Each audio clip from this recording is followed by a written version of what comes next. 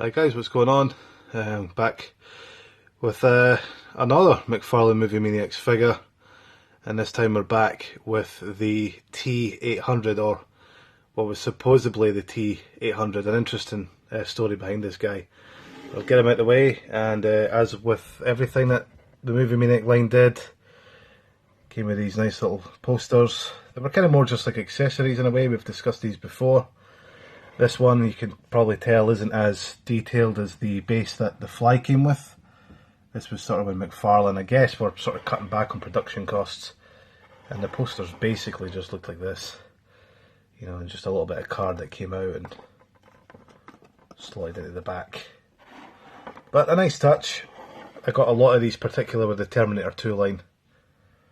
And the one thing that I was kind of surprised at was that they didn't do a Terminator 1. That would have been kind of interesting if they did a T1 line. But unfortunately they didn't. So that's basically that. That's the poster that came with this guy. And onto the fig himself.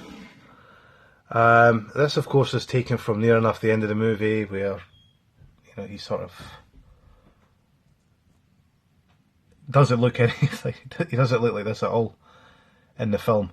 This was because when Mcfarlane made these guys, they didn't have the likeness to Arnold. And so they basically had this really hideous looking sculpt. Which I actually like. I think that I like the fact that it's unique, but it kind of almost looks like a bootleg figure. You know, and the fact that they didn't have the rights to use Arnold's face. Of course, that license went to NECA. But even still, I mean, he's a really highly detailed figure. And again, you guys know that I'm a big fan of the movie Maniac stuff. But apart from that, I mean, they actually got the detailing pretty well on him.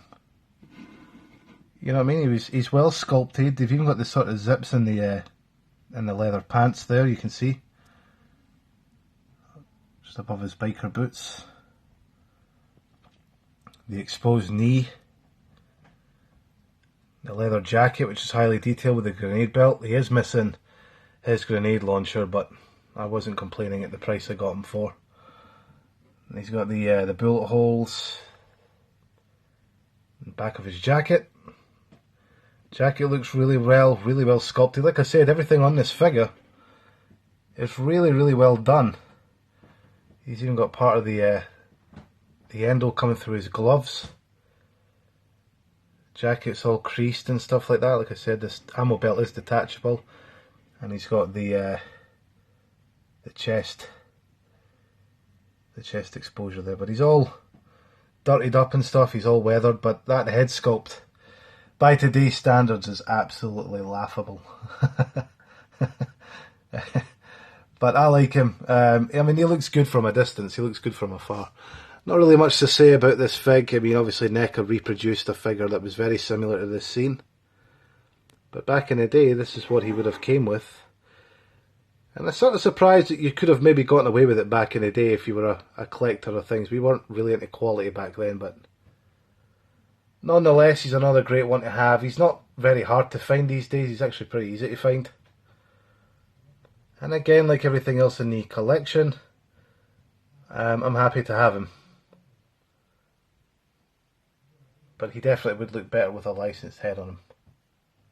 So thanks for checking them out, guys. This is the Mcfarlane Movie Maniacs T-800.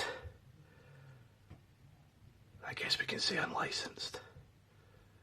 Nick Addiction 1984 signing out.